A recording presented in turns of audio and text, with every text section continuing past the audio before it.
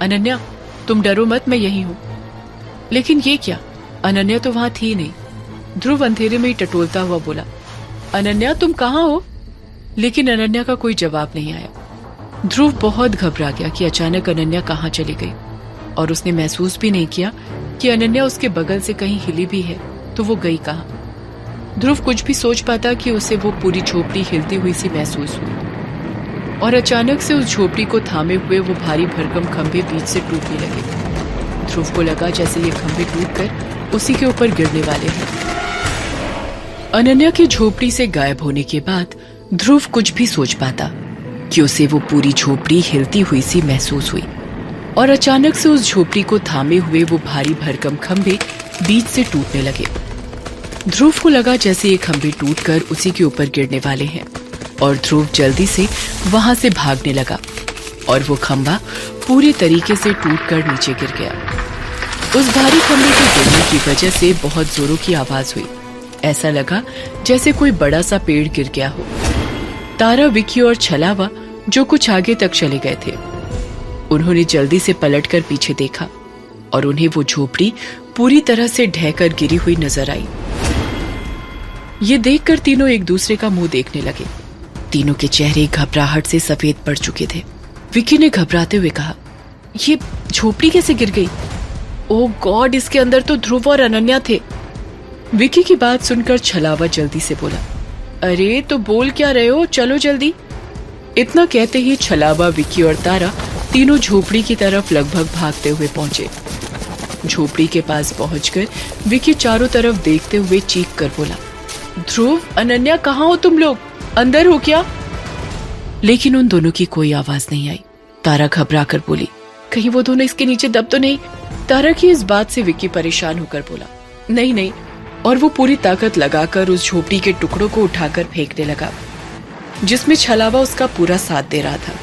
अभी ये लोग अपना काम कर ही रहे थे कि इतने में अनन्या भी जंगल की तरफ से भागती हुई आई। अनन्या को बाहर से आता देख विक्की के साथ साथ तारा और छलावा भी हैरान रह गए, और तारा ने अनन्या से पूछा, तुम इस तरफ से कैसे आ रही हो? और ध्रुव कहाँ है? तुम दोनों साथ में थे ना इस झोपड़ी के अंदर? तारा की बात से अनन्या ऐसी चौंकी जैसे उसे इस बारे में कुछ पता ही नहीं हो, और उसने उसी तरह चौंकते हुए पूछा, ध्रुव, मुझे नहीं पता कहाँ है वो। तुम लोग सब जब उस औजार के पास बात कर रहे थे, उसी वक्त मुझे लगा जैसे झोपड़ी के बाहर से कोई गुजरा है, तो बस मैं देखने बाहर निकली और मुझे लगा जैसे कि वो आगे बढ़ रहा है, और मैं उसका पीछा कर रही थी, और तभी किसी भारी चीज के गिरने की आवाज सुनी। तब तक मैं जिसका पीछा कर रही थी वो परछाई कहीं गायब हो चुकी थी, इसलिए मैं वापस भागकर यहाँ आई तो देखा तुम लोगों को। उसके बाद अनन्या का ध्यान टूटी हुई झोपड़ी पर गया, और वो घबरा कर बोली, इसका मतलब ध्रुव इसके अंदर था जब ये गिरा? उसके बाद अनन्या तारा की तरफ देखकर गुस्से में बोली, मैंने बोला था ना कि उसको लेकर मत आओ यहाँ, लेकिन मेरी बात तुम में से कोई नहीं समझता है। तुम लोग सिर्फ वो चाहते हो जो तुम लोग करना चाहते हो, किसी और की बातों की तुम्हारी नजर में कोई अहमियत नहीं है, और ये सब तुम्हारी वजह से हुआ है तारा। तुम्हारी बेकार की चीजों की वजह से ध्रुव यहाँ आया और आकर फंस गया, वरना उसे तो इन सब चीजों पर यकीन ही नहीं था। तुमने उसे इन सब चीजों में घसीटा है। तुम्हारे आने से पहले ध्रुव को इन सब चीजों में बिल्कुल विश्वास नहीं था। पता नहीं तुमने क्या किया है कि वो वैसा ही करता है जैसा तुम चाहती हो। अनन्या की बात वहां मौजूद किसी के समझ में नहीं आ रही थी। तारा अपने ऊपर इस तरह लगाए आरोप से दुखी होकर बोली, ये तुम कैसी बात कर रही हो अनन्या? ध्रुव मेरी वजह से मुसीबत में नहीं पड़ा है। मैंने कुछ भी जानबूझकर नहीं किया है। ये तुम भी जानती हो कि मैं यहाँ आई हूँ तो सिर्फ ध्रुव और विक्की के कहने पर, वरना मैं यहाँ क्यों आती? और मैं तो उन्हीं लोगों की मदद करने आई थी। इससे पहले कि अनन्या तारा की किसी बात का कोई जवाब देती, छलावा गुस्से में लगभग चीख कर बोला, चुप हो जाओ। तुम दोनों को कुछ समझ में भी आ रहा है? यहाँ ध्रुव नहीं मिल रहा है, वो किसी परेशानी में हो सकता है, और तुम हमारी मदद करने के बदले आपस में लगी हुई हो, झगड़ रही हो। छलावा के गुस्से से दोनों खामोश हो गई और विक्की और छलावा की मदद करने लगी। विक्की लगातार उस झोपड़ी के सारे टुकड़ों को हटा रहा था, और तभी उसे ध्रुव दिखा, जिसके ऊपर खंबे का एक बड़ा सा टुकड़ा पड़ा था, और ध्रुव उसके नीचे दबा हुआ था और उसकी आंखें भी बंद थी। ध्रुव को देखकर एक बार तो सबकी जान में जान आई, लेकिन उसकी हालत पर गौर करके सब घबरा गए। विकी ने जल्दी से देखा तो उसकी नब्ज चल रही थी, वो सिर्फ बेहोश था। विकी ने राहत की सांस लेते हुए कहा, ये बेहोश है, इसे जल्दी से घर ले चलते हैं। छलावा, आजा, इसे उठाते हैं।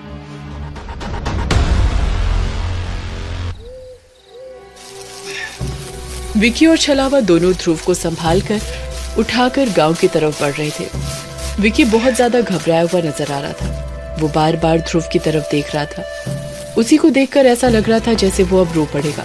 चलते चलते विकी ने ध्रुव की तरफ देखा और बोला, ध्रुव, ये क्या मजाक कर रहा है यार, उठ जा मेरे भाई। तुझे पता है ऐसी बेवकूफी करने का राइट सिर्फ मेरे पास है। हमेशा से तुमने मुझे संभाला है, आज मैं तुझे कैसे संभाल पाऊंगा, क्योंकि ऐसा कभी आया ही नहीं मौका कि मुझे तुझे संभालने की जरूरत पड़े। विकी को इस तरह इमोशनल होता देख तारा और अनन्या इमोशनल हो रही थी। छलावा ने विकी को समझाते हुए कहा, इसे कुछ नहीं हुआ है विकी, गांव चलो, पानी के छींटे डालेंगे तो होश में आ जाएगा। लेकिन मैं वैद्य जी को भी बुला लाऊंगा, ये ठीक हो जाएगा। बस भगवान से मनाओ कि भारी खंबे के गिरने की वजह से कोई अंदरूनी चोट ना आई हो, वरना ऊपर से तो बिल्कुल ठीक लग रहा है। घर पहुंचते पहुंचते रात हो गई थी। घर जाकर इन लोगों ने देखा सजनी दरवाजे पर ही सबका इंतजार कर रही थी, क्योंकि दरवाजा बंद था, इस वजह से उसे बाहर रुकना पड़ा। इन लोगों को देखकर, साथ में ध्रुव को ऐसी हालत में देखकर सजनी घबरा कर बोली, ये क्या हो गया ध्रुव भैया को? तारा जल्दी से आगे बढ़कर दरवाजा खोलते हुए बोली, बाद में बताते हैं सजनी। और इसके साथ ही तारा ने दरवाजा खोला और छलावा और विकी ने जल्दी से ध्रुव को लाकर बाहर के तख्त पर लिटा दिया और तारा जल्दी से रसोई में जाकर पानी ले आई। तारा ध्रुव के ऊपर पानी छिड़कने लगी, लेकिन ध्रुव को होश नहीं आया। अनन्या बस किसी बुद्ध की तरह ध्रुव की तरफ देखे जा रही थी। उसके चेहरे पर सिर्फ घबराहट और डर था। ध्रुव को जब होश नहीं आया तो विकी ने छलावा से कहा, छलावा यार, इसको तो होश ही नहीं आ रहा है, तू जल्दी से किसी वैद्य को बुला कर ला, मुझे लगता है हमें देर नहीं करनी चाहिए। इससे पहले कि छलावा जा पाता, तारा ने कुछ सोचते हुए कहा, छलावा, तुम सुमेर और पुजारी जी को भी बुला कर ले आओ, क्योंकि मुझे लगता है इस बारे में उन लोगों को भी जानकारी होनी चाहिए, क्योंकि ये काम हम सबकी सहमति से ही कर रहे थे। और अगर जरूरत पड़ी तो सुमेर की मदद से हम ध्रुव को अभी के अभी हॉस्पिटल भी ले जा सकते हैं। छलावा ने हाँ में अपना सर हिलाया और जल्दी से बाहर निकल गया। बाकी सब वहीं ध्रुव के पास बैठे हुए थे। तारा बार बार अनन्या की तरफ देख रही थी और सोच रही थी कि आज जो कुछ भी हुआ वो क्या था। अनन्या जो पहले झोपड़ी में थी वो सच था, या अभी जो दिख रही है वो सच है? कि कैसा छल है, कि कैसा खेल है? विकी भी ध्रुव के पास ही बैठा हुआ था, एकटक उसकी तरफ देख रहा था। विकी की आंखें भरी हुई थी, ऐसा लग रहा था जैसे उसने बड़ी मुश्किल से खुद को कंट्रोल किया हुआ है। तारा ने जब देखा विकी बहुत ज्यादा परेशान और भावुक है, तो उसने विकी से कहा, यहाँ सब अपने ही है विकी, अपने इमोशंस को कंट्रोल मत करो। और वैसे भी ध्रुव सिर्फ बेहोश है, अभी वैद्य जी आएंगे तो देखना वो ठीक हो जाएगा। तारा की बात सुनकर आखिर विकी का सब्र खत्म हो गया और उसकी आंखों से आंसू बह निकले और उसने ध्रुव की तरफ देखकर रोते हुए कहा, सिर्फ बेहोश है तो आंखें क्यों नहीं खोल रहा? इतनी देर हो गई, हमने इतनी कोशिश भी कर ली। तुम नहीं जानती तारा, ध्रुव ने हमेशा मुझे संभाला है, हर वक्त मेरा साथ दिया है, एक दोस्त से कहीं ज्यादा बढ़कर मेरे लिए एक भाई जैसा है। और आज वो ऐसे पड़ा है और मैं कुछ नहीं कर पा रहा हूं। उसके बाद विकी ने अनन्या की तरफ देखते हुए कहा, अनन्या को देख रही हो, वो बेचारी तो कुछ बोलने की भी हालत में नहीं है, वो समझ भी नहीं पा रही है कि अचानक हुआ क्या। इतना बोलता हुआ विकी उठकर अनन्या के बगल में गया और उसके कंधे पर हाथ रखकर बोला, अनन्या, परेशान मत हो, हम हैं ना, ध्रुव को कुछ नहीं होगा। विकी की बात पर अनन्या विकी के गले लग गई और रोने लगी। उन दोनों को ध्रुव के लिए इतना परेशान होता देख तारा उनके नजदीक जाकर बोली, दोस्त तो वो मेरा भी है यार, तुम लोग अकेले में ही एक दूसरे को सहारा दे रहे हो, कोई मुझे भी संभाल लो। तारा की बात पर विकी ने उसे अपने पास बुलाया और उसे भी शामिल करते हुए बोला, बिल्कुल, हम एक दूसरे के हंसने में साथ दे न दे, रोने के लिए कंधा जरूर देते हैं। लेकिन जैसे ही तारा सबके साथ शामिल हुई, अनन्या दूर जाकर खड़ी हो गई, जैसे उसे तारा का इन्वॉल्व होना पसंद ही नहीं आया। इससे पहले कि कोई कुछ बोलता, विकी ने देखा ध्रुव के पांव हिल रहे हैं उसकी बॉडी में हरकत हो रही है। विकी जल्दी से बोला, शायद ध्रुव को होश आ रहा है, देखो उसकी बॉडी मूव कर रही है।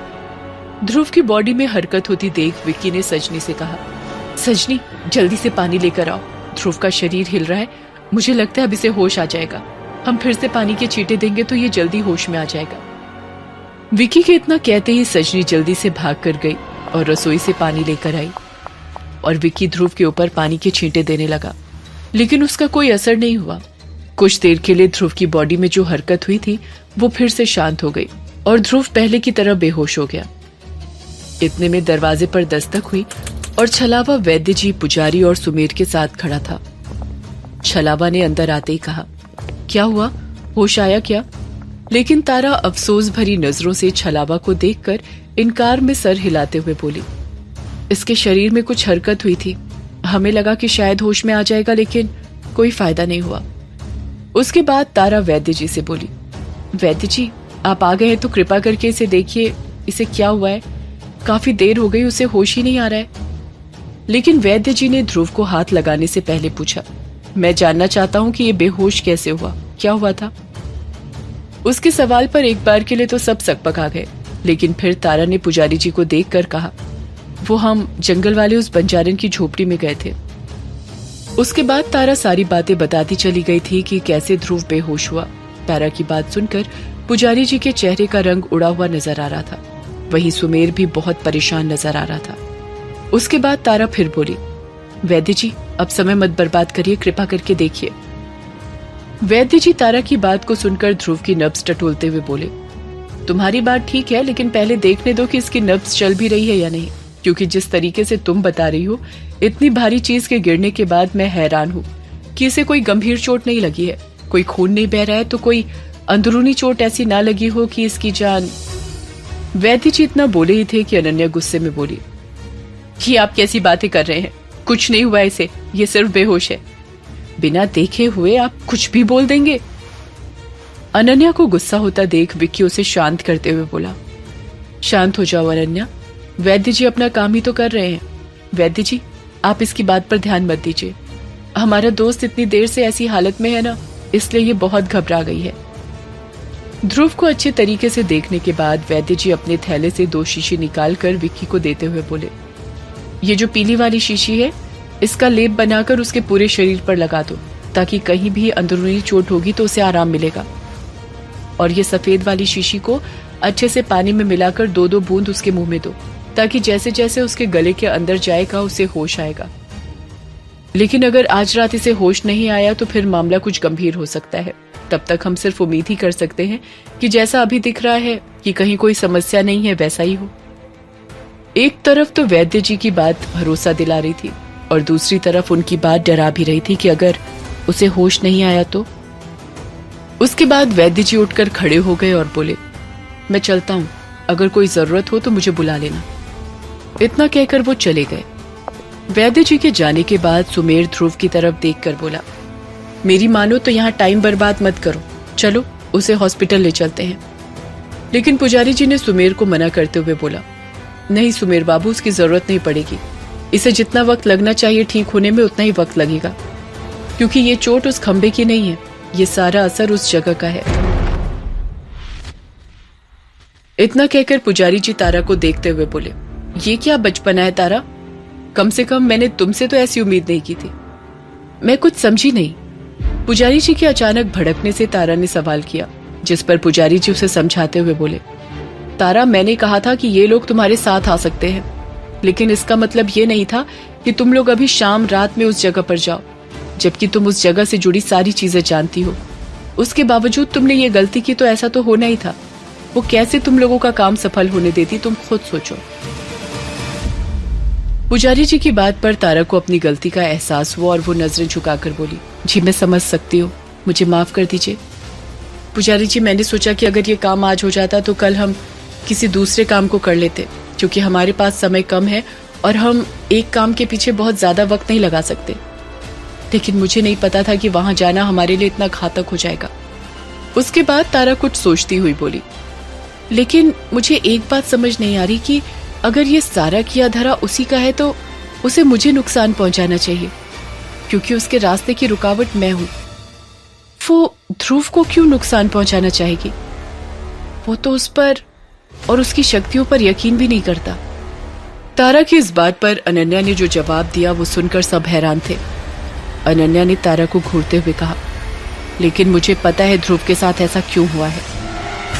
आगे की कहानी जानने के लिए देखिए अगला एपिसोड सिर्फ पॉकेट एफएम के यूट्यूब चैनल पर, और वशीकरण के सारे एपिसोड्स को सुनने के लिए डिस्क्रिप्शन में दी लिंक से डाउनलोड करें पॉकेट एफएम ऐप।